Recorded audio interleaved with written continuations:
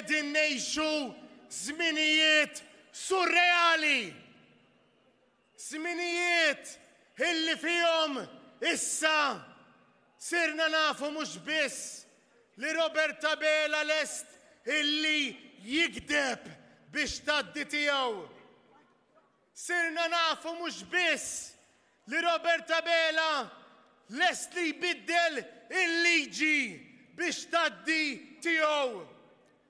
Issa sirna nafu li Robert Abela lest illi jisraq lil vulnerabbli biex jirbaħ il-poter. Kien dan li qal il-kap tal-Partit Nazzjonalista Bernard Grech waqt protesta li ġiet organizzata tnejn mill-Partit Nazzjonalista quddiem il-Parlament. Permezz ta' din il-protesta nies ingħaqdu mal-għajta tal-Partit Nazzjonalista kontra r-rekit ta' frodi u s-ser mill-benefiċċji soċjali. Fl-aħħar jiem il-Gvern ma aċċettax it-talba li saret mill-Partit Nazzjonalista sabiex ikun diskuss b'mod immedjat dan il-frodi, għaliex Robert Abela ma rridx li l-Parlament jiftaħ b'urġenza. Ta' fil-wans li komplew joħorġu aktar provi li jorbtu dan is-ser ma' xibka sħiħa koordinata minn Kastilja. Robert Abela irid jagħtina l-impressjoni illi hu ma kien jaf xejn. F'kelma waħda qed jgħidilna li hu inkompetenti. F'kelma waħda qed jgħidilna li hu assenti. F'kelma waħda qed jgħidilna li ma jkunx jaf x'inhuwa jiġri ġewwa Kastilja fis-segretarjat tiegħu stess.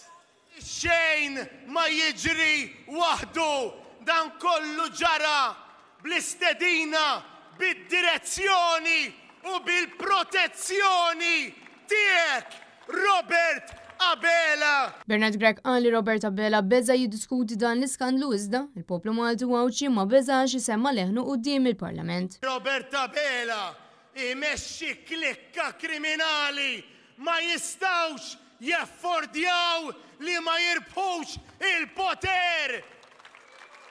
L-akbar biża tagħhom huwa li jmorru fl-oppożizzjoni.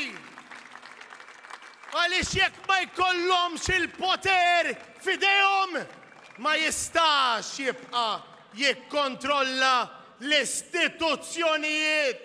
Dan fil-mod li fakkar li l-Pulizija mhix tagħmel xogħla meta suppost investiga u ma tħares lejn wiċċ ħadd. Reġa' wasal iż-żmien li nagħmlu il-ġlieda għad-demokrazija.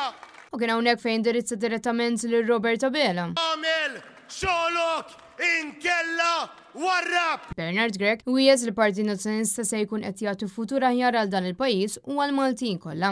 Aħna naħdmu bil-politika tal-persważjoni, dik il-politika li tqanqal il-muntanji, dik il-politika li qed tqanqal lill-poplu Malti u Għawċi.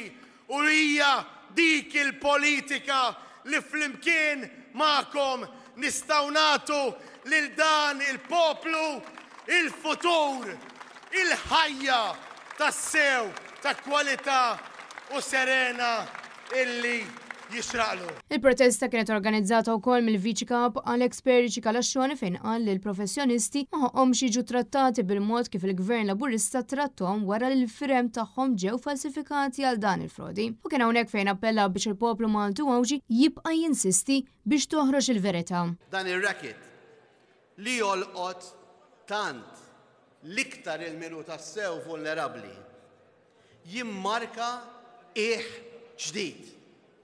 Ġdid li fih twaslu Malta u Għawdex tagħna. Dan l-iskandlu dan ir-racket jagħti daqqa ta' ħarta oħra lil dak kollu li fil-kuxjenza tagħna u ta' kulħadd anki ta' min involut nafu li hu sewwa u xieraq. U għalhekk li dan aktar minn mument nazzjonalist huwa mument nazzjonali. U dan l-iskandlu aktar minn inkwiet għal partit huwa inkwiet u mument għal pajjiż kollu kemm hu. Aktar persuni qed joħorġu fil-beraħ jgħidu kif ġew ingannati mill-gvern kemm dak ta' żmien Joseph Muscat u anke dak ta' Roberta Bela sabiex jingħataw benefiċċji soċjali li ma kinux intitolati għalihom. Rekit li wansal biex il-poplu Maltu Għawċi instera il-miljuni ta' euro mit-taxxi tagħhom.